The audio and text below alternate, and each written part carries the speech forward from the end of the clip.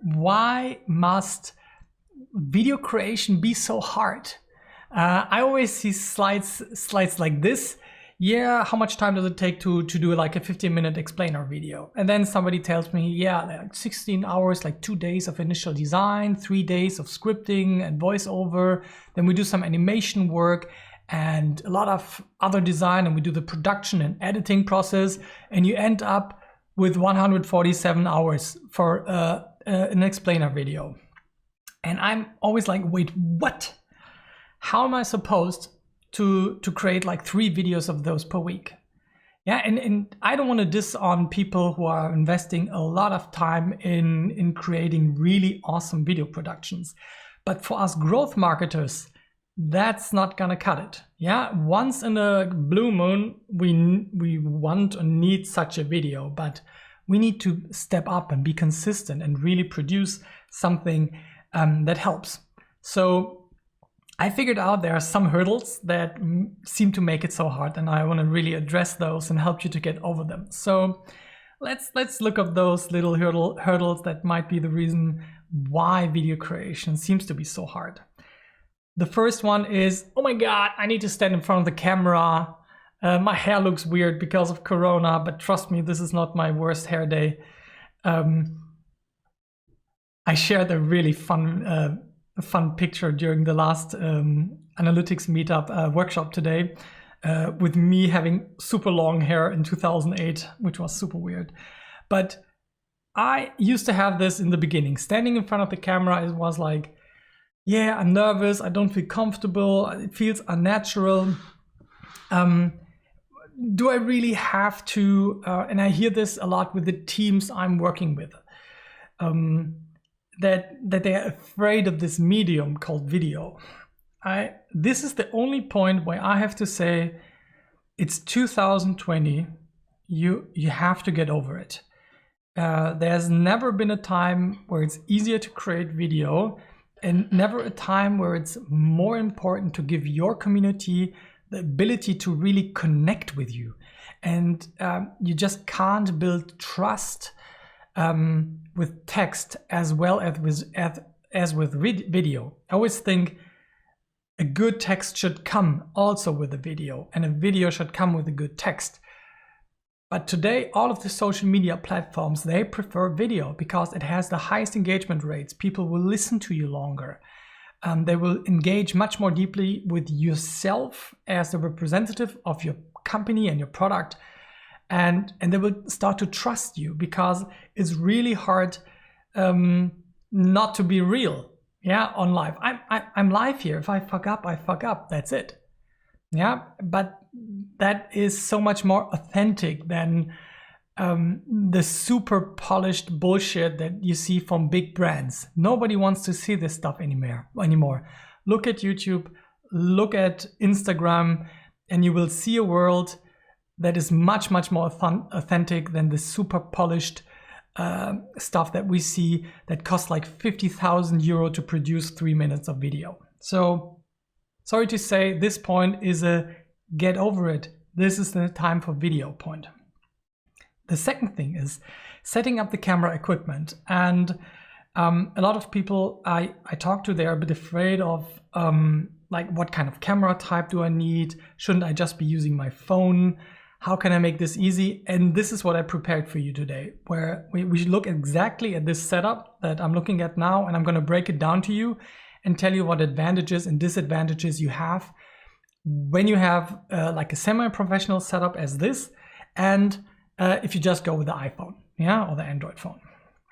The third objection I hear is that editing and publishing videos needs like a creative genius. Yeah, you don't need to be an artist to edit your videos. To be honest, most of the stuff that we are doing is cutting the front and the end of the video. Yeah, and taking a longer video like this and cutting those into separate segments. Yes, could we do a lot more with editing and polishing? For sure, we could put on animations, and that at some point is going to happen. But for now, let's try to keep it basic and doable for everyone. You don't need to be a designer or an artist or a professional video editor in order to do it yourself. The last thing is not knowing what to say. You might be thinking, okay, I'm standing here in front of the camera. What am I going to talk about? And I'm going to share my favorite content marketing ideas with you that will really just make it simple to just pick one and say like, yep, today I'm going to source an interview. Today I'm going to announce a contest. Today I'm going to put my personal opinion on the last article we published on our blog. Yeah, and then you will just be picking and choosing topics to talk about, and that problem is solved as well. So those are for me the biggest points where people are afraid and think that video production needs to be super hard. And I promise you, after this session, you will think it's not that hard at all.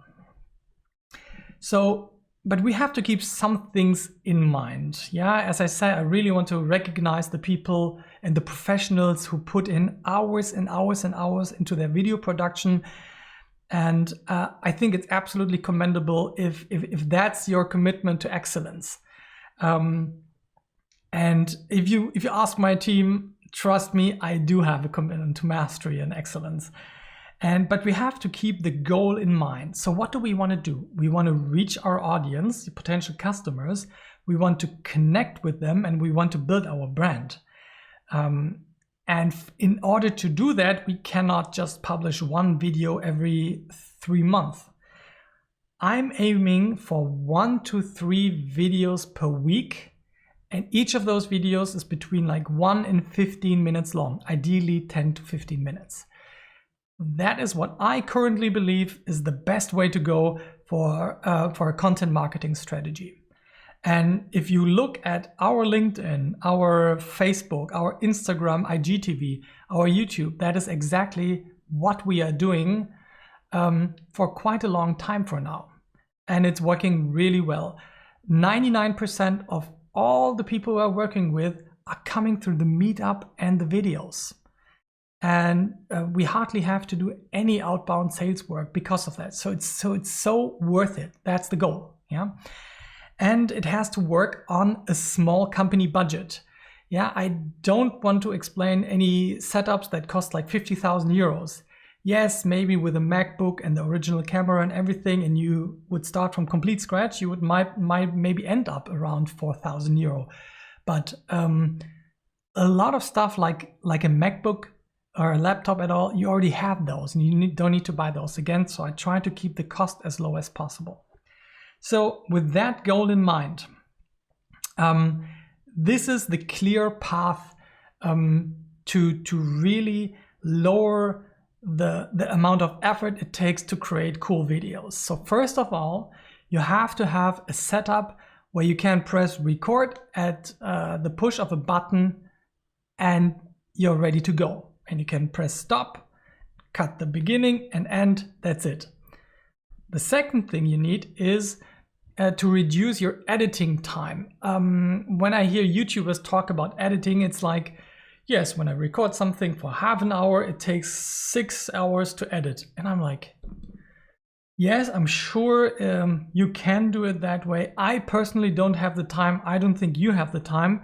So we talk about a very simplified editing process that still gives you results, as you can see it right now. And if you think this is shit, then of course it's not for you. But if you think this is cool and the production quality is up there and you would be proud to share a video like this, then this setup is right.